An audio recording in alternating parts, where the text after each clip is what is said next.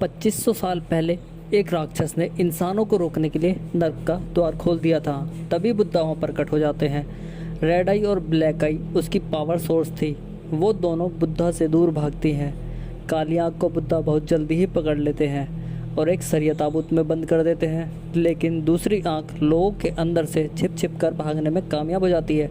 लेकिन अब वो जानती थी कि बुद्धा से ज़्यादा देर तक नहीं बच सकती, इसलिए अपनी स्वेच्छा से ही वो आत्मसमर्पण करके उस कैस्केड में बंद हो जाती है। बुद्धा उस कैस्केड को सील करके पश्चिम के रेगिस्तान के बीच में दबा देते हैं और उसे कहते हैं कि यही तुम्हारा भाग्य है। आखिरकार 2005 में एक आदमी उस रेड आई वाली कैस्केड को ढूंढ लेता है, क्योंकि वो साबित करना चाहता था कि वज्र सूत्र की कहानियाँ सच्ची कहानियाँ थी। उस कैस्केड पर रिसर्च होते हैं, उसकी जांच की जाती है, लेकिन किम 14 साल बाद भी वज्र सूत्र की कहानी को साबित नहीं कर पाता। इसलिए एक रात, चांद वाली रात होती है, वो कुछ मंत्रों का उच्चारण करके उस आँख को जागृत करने की कोशिश करता है। वो उस कैस्केड में थोड़ा सा अपना ब्लड मिलाकर और कुछ ब्लड के सैंपल्स उसमें डाल देता है, ताकि रेड आई को एक्टिवेट करके वो नर्क के दरवाजे को खोल सके। होता भी कुछ ऐसा ही है और कुछ ही देर में वो रेड आई एक्टिवेट हो जाती है और ज़मीन पर भी गिर जाती है। अब किम उसे देखता है और वो आँख उसकी बॉडी में घुस जाती है और उसे पूरी तरह कंट्रोल कर लेती है। अगले सीन में हम हाजियों को देखते हैं। उसे रेड आई के एक्टिवेट होने के बारे में पता चल जाता है और उस दिन सुपरमून की भी रात होती है। बुद्धा के स्टैचू के नीचे हम वो दूसरी आँख को देखते हैं जो कि ब्लैक आई होती है और यहीं से शुरू होता है उस राक्षस का खूनी खेल। फिर हम पार्क को एक्सरसाइज करते हुए देखते हैं, जो कि नाम बदलकर एक कंपनी में वर्क कर रहा था। वो एक बुद्धिस्ट मॉन्क था। फिर से हम हाजियों को देखते हैं, जिनकी तबीयत अचानक ही बहुत ख़राब हो गई थी और वो अपने शिष्य के साथ बुद्धिस्ट टेम्पल में थे। चोंगसुंग हाजियों के कहने पर 2 साल से मौन व्रत भी रखे हुए था। वो पूछता है कि मैं मौन व्रत कब तोड़ सकता हूँ। हाजियों उसे कहते हैं, जब तक मैं तुम्हें ना कहूँ तब तक तुम वो व्रत नहीं तोड़ सकते। फिर हाजियों उसे बुद्धा की मूर्ति के पास ले जाते हैं और उससे पूछते हैं कि तुम्हें उस खतरनाक दैत्य की कहानी याद है। इस पर चोंगसुक पूछता है, बुद्धा ने उस राक्षस को क्यों नहीं मारा। हाजियों उसे बताते हैं, क्योंकि उसे मारना नामुमकिन है। वो यहाँ होकर भी यहाँ नहीं है, इसलिए बुद्ध उन दोनों को एक दूसरे से अलग कैद कर दिया था, ताकि वो एक दूसरे से कभी ना मिल पाए। एक आँख को पूर्व दिशा में और दूसरी आँख को पश्चिम दिशा में। पश्चिम में उन्होंने एक रेगिस्तान बना दिया था, ताकि उस आँख तक कोई पहुँच ना सके, और पूर्व में गहरी घाटी में उस आँख को छिपा दिया। फिर बुद्धा अपने 2 शिष्यों को पूर्व दिशा में उनकी रखवाली के लिए भेजते हैं, एक पवित्र शिष्य और एक बेनाम मॉन्क, ताकि वो कभी एक ना हो पाएं। लेकिन एक रात जब चांद दिखाई देगा, वो लाल आँख फिर से एक आदमी की मदद से जिंदा हो जाएगी और वो आँख रात में 7 पत्थर पार करके अपने खोए हुए हिस्से से दोबारा मिलने आएगी। अगर हम उन 7 पत्थर में से किसी भी एक पत्थर को तोड़ देंगे तो वो आँख दोबारा नहीं मिल पाएगी। फिर हम एक शिकारी को जंगल में देखते हैं और उस शिकारी के कंधे पर किसी ने पीछे से हाथ रखा था। ये उस दैत्य का दूसरा दिन था। अगले सीन में होटल में एक कपल को देखते हैं। वो दोनों उस शिकारी को देखकर बहुत बुरी तरह डर जाते हैं, क्योंकि उसके अंदर कोई दैत्य उसकी बॉडी को कंट्रोल कर रहा था। तुरंत ही सीन कट हो जाता है और इसके बाद चोंगसुक को देखते हैं। रात में कोई बुरा सपना देखकर उसकी आंख खुल जाती है। हाजियों उसे समझाते हैं कि बुरा सपना देखकर कभी भटकना नहीं और उसे एक कैस्केड देकर पार्क को ढूंढने के लिए कहते हैं, ताकि वो मॉन्स्टर की खबर पार्क तक पहुंचा सके। नेक्स्ट मॉर्निंग में चोंगसुक को पता चलता है कि हाजियों अब नहीं रहे। उधर तीसरे दिन हम एक डिटेक्टिव को देखते हैं, जिसे होटल में मर्डर की खबर मिलती है। वो उस होटल में जाता है। वहाँ डिटेक्टिव को एक आदमी की लाश मिलती है। उसके साथ वो लेडी वहाँ से चली जाती है जहाँ वो वारदात हुई थी। फिर डिटेक्टिव को वहाँ शिकारी की सड़ी गली बॉडी भी मिलती है, जो बहुत ही बुरी हालत में थी। इसके बाद हम चोंगसुक को उस मॉन्क के एड्रेस को लेकर पार्क को ढूंढते हुए दिखाया गया है। वो अपने बैग में कैस्केट को रखकर मॉन्क को ढूंढने के लिए निकल पड़ता है। उधर डिटेक्टिव को भी उस लेडी की लाश एक रेस्टोरेंट के बाथरूम में मिल जाती है, जो मर्डर वाली रात उस होटल से चली गई थी। वो भी बिल्कुल अकड़ी हुई हालत में मिलती है। अब चोंगसुक भी उस मॉन्क के घर को ढूंढ लेता है, क्योंकि घर पर कोई नहीं मिलता। इसीलिए वो बाहर बैठकर अब उस मॉन्क का इंतजार करता है। देर रात वो मॉन्क घर पर आता है। वो सारी बात उस मॉन्क को बताता है। वो ये भी बताता है कि मॉन्स्टर नर्क से बाहर आ गया है और उससे वो कैस्केड भी खो गया है, जो उसे हाजियोंग ने दिया था। फिर हम देखते हैं कि रेड आई ने लोगों को मारना शुरू कर दिया था ताकि वो ब्लैक आई से जल्दी मिल सके। उधर डिटेक्टिव को भी उसकी लाश एक पुल के नीचे मिल जाती है। उधर रात में मोंग को हाजियोंग की सॉल से बात करते हुए देखते हैं। हाजियोंग कहते हैं कि तुम्हें देखने का मन था, इसलिए मैं अपने शिष्य के साथ तुमसे मिलने आ जाता हूँ। तुम्हें आखिरी सांस तक कई आत्माओं का उद्धार करना होगा और मुझे ये भी पता है कि तुम्हारे कंधों पर पहले से ही बहुत आत्माओं का बोझ है और तुम्हें उनका भी उद्धार करना होगा, लेकिन वो दैत्य आ चुका है और पड़ावों को भी पार कर रहा है। इसलिए तुम उस पवित्र औरत को ढूंढकर उसे जल्दी से जल्दी मार दो ताकि वो दैत्य उस पवित्र औरत तक ना पहुंच सके। सो प्रैंक अपना सामान लेकर, एक कुल्हाड़ी लेकर और एक फ़ोटो की मदद से उस पवित्र औरत को ढूंढने के लिए निकल पड़ता है। एक रेस्टोरेंट में खाना खाने के दौरान मोंग चोंगसुक के जूतों को देखता है जो बहुत ही ख़राब कंडीशन में थे, इसलिए मोंग उसे नए जूते दिलवाता है। इस खुशी में चोंगसुक अपना मौन व्रत तोड़कर मोंग को धन्यवाद करता है। उधर मोंग को बस स्टैंड पर एक लेडी की न्यूज़ मिलती है जिसको उसी दैत्य ने मारा था, इसलिए मोंग को पता चल गया था कि वो वर्जन लेडी अब कहाँ मिलेगी। फोटो की मदद से वो उस लेडी को ढूंढता है। रात में मोंग को एक आदमी की मदद से उस लेडी के बारे में पता चलता है कि वो कहाँ रहती है। अगर तुम लोग वहाँ गए तो वो तुम्हें भी मार देगी, और वो वहाँ से चले जाते हैं। इसके बाद हम पार्क और उसकी फैमिली को देखते हैं जो कि किसी कार एक्सीडेंट में मारे गए थे। पार्क उस लेडी के बच्चे को मारता है, लेकिन उसकी आँख खुल जाती है क्योंकि वो सब ये एक सपने में देख रहा था, और यहीं से छठे दिन की शुरुआत होती है। फिर मोंग उस रेस्टोरेंट और होटल की लोकेशन को भी मार्क करता है जहां वो मृत बॉडियां मिली थी, और वहां के बारे में सस्पेक्ट को ढूंढने के लिए मोंग ऐसा करता है। अब उन्हें ये काम जल्द से जल्द करना होगा क्योंकि उनके पास वक्त बहुत कम था, इसलिए दोनों उस सस्पेक्ट को अलग अलग ढूंढने के लिए निकल पड़ते हैं। मोंग को फिर से एक लेडी की मौत की खबर मिलती है जिसकी मौत भी उसी दैत्य की वजह से हुई थी। तभी हम मोंग को देखते हैं जहाँ उस आदमी की बॉडी एक टनल में मिली थी। डिटेक्टिव भी उसे देख लेता है, लेकिन डिटेक्टिव को तभी छठी मौत की सूचना मिलती है। डिटेक्टिव को मोंग पर शक होता है, लेकिन मोंग को पकड़ने की कोशिश करने के बावजूद भी वो मोंग वहां से भाग जाता है। इसके बाद चोंगसुक को उस पवित्र लेडी के साथ दिखाया जाता है। बारिश होने की वजह से वो वहां रुक जाता है, लेकिन उसे नहीं पता था कि ये वही पवित्र लेडी है जिसे वो ढूंढ रहा है। चोंगसुक वहां से चला जाता है। बाहर उसे वही दैत्य एक लड़की के अंदर दिखाई देता है। चोंगसुक वहां से भाग जाता है। फिर से डिटेक्टिव को देखते हैं मोंग के साथ हाथापाई में घायल हो गया था। तभी डिटेक्टिव को जूनियर मोंग के बारे में जानकारी देता है। वो मोंग एक कंस्ट्रक्शन साइट पर काम करता था, लेकिन पहले मर्डर के बाद से ही वो काम पर नहीं गया। कंपनी मैनेजर के बताने पर कि मोंग ने अपनी 5 साल की बेटी और वाइफ को एक कार एक्सीडेंट में खो दिया था, तभी से वो मोंग बन गया था, लेकिन वो बुरी आत्माओं को बाहर निकाल सकता था। फिर चोंगसुक को मोंग के साथ देखते हैं।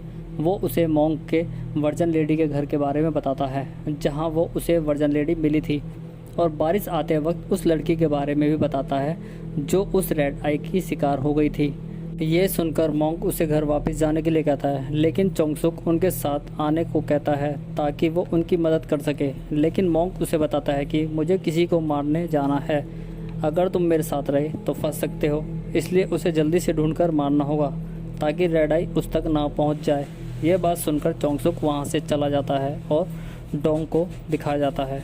डोंग डिटेक्टिव को एक और मर्डर की कहानी सुनाता है जो कि आज सुबह पहाड़ों पर मिली थी, और वो भी बिल्कुल सड़ी गली हालत में थी, और वो भी औरों की तरह ही मारी गई थी। रात में मोंग उस लेडी को मारने के लिए निकल पड़ता है, लेकिन उसे डिटेक्टिव देख लेता है।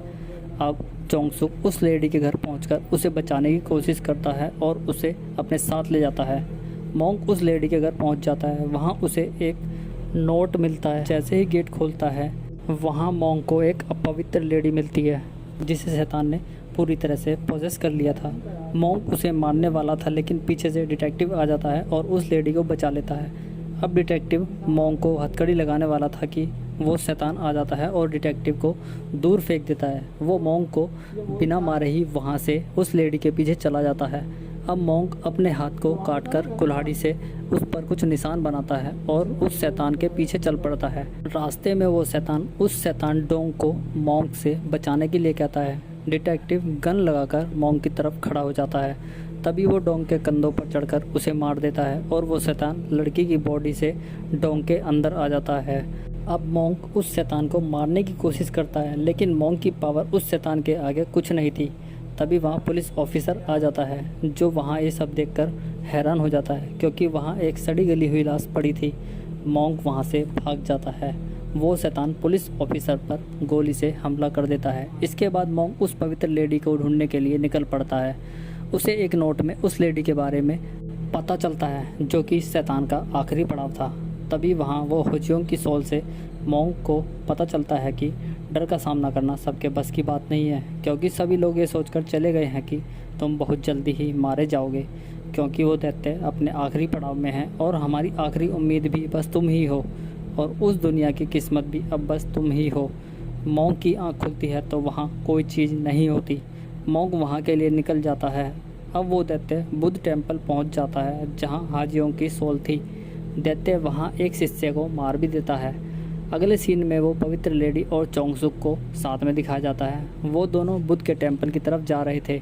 अब मॉन्क भी उनके पीछे पीछे वहाँ पहुँच जाता है। मॉन्क भी अब उस घर में पहुँच जाता है जहाँ पर वो दोनों रुके हुए थे। वहाँ मॉन्क को चोंगसुक ही मिलता है क्योंकि वो उसकी सोल के साथ था।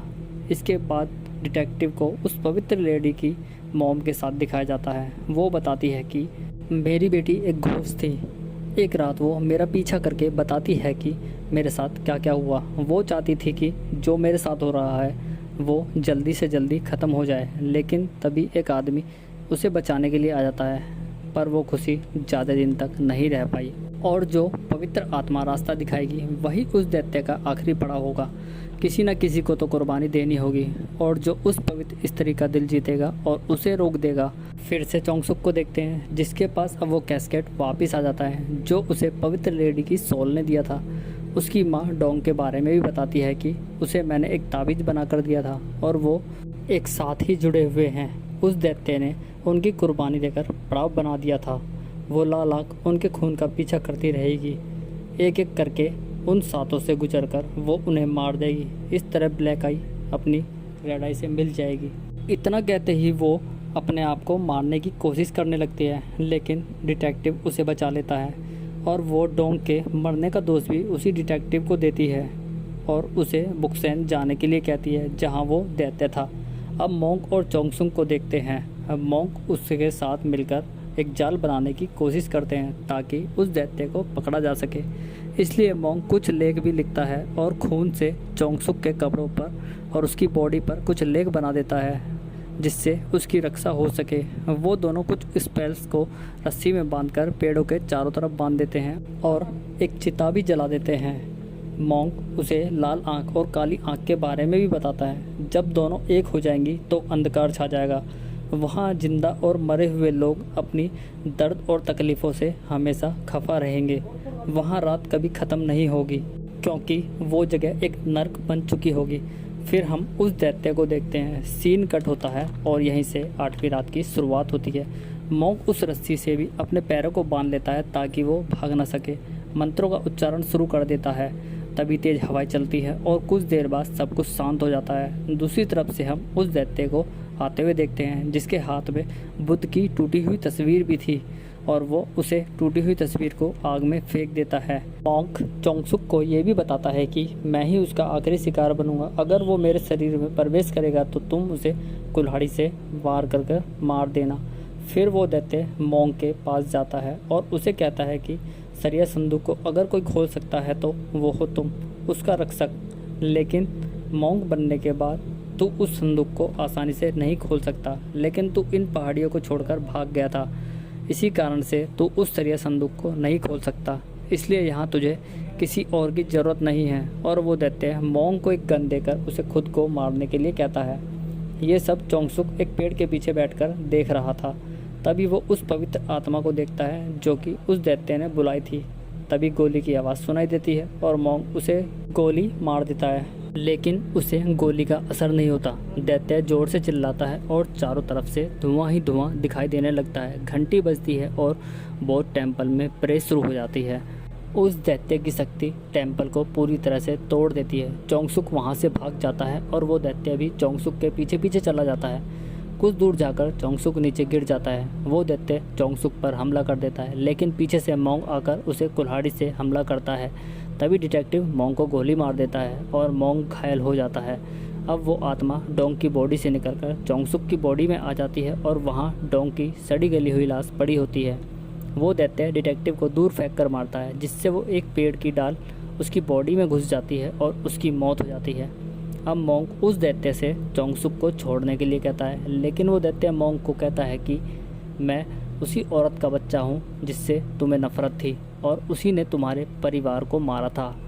तभी वो दैत्य उस कैस्केट को खोलकर ब्लैक आई को भी मुक्त कर देता है और कुल्हाड़ी से मोंग पर वार कर देता है। सीन कट होता है। मोंग को एक बच्चे के साथ देखते हैं जो कि घर जाने के लिए कहता है। वो छोटा बच्चा मोंग को मारने के लिए कहता है क्योंकि उस बच्चे की माँ ने सारी फैमिली को मार दिया था और आपका ये आखिरी मौका है और मुझे मार दीजिए। इस तरह नर्क की रात आपकी ज़िंदगी से चली जाएगी। फिर से वही सीन देखते हैं। मोंग को वो कुल्हाड़ी से मारने वाला था, लेकिन कुछ मंत्रों का जाप करके जिससे वो दैत्य मोंग के ऊपर आ जाता है। वो चोंगसुक से अपनी गलती के लिए माफ़ी मांगता है और चोंगसुक उस मोंग को मार देता है जिसमें वो दैत्य था। जब अंधेरा बढ़ता है तो रोशनी ज़्यादा चमकने लगती है और दर्द ज़्यादा होता है। मोक्ष मिलता है उतनी ही आशा होती है। फिर हम मोंग की लाश को देखते हैं और अंधेरे के बाद नई सुबह होती है। फिर से हम चोंगसुक को देखते हैं। वो उस कैस्केट को फिर से वहीं उसी रेत में दबा देता है जहाँ वो मिला था। चोंगसुक को वहाँ वो लेडी भी दिखाई देती है जो कि पवित्र लेडी थी और उसकी जंजीरें अब खुल जाती है। इस तरह मूवी ख़त्म हो जाती है।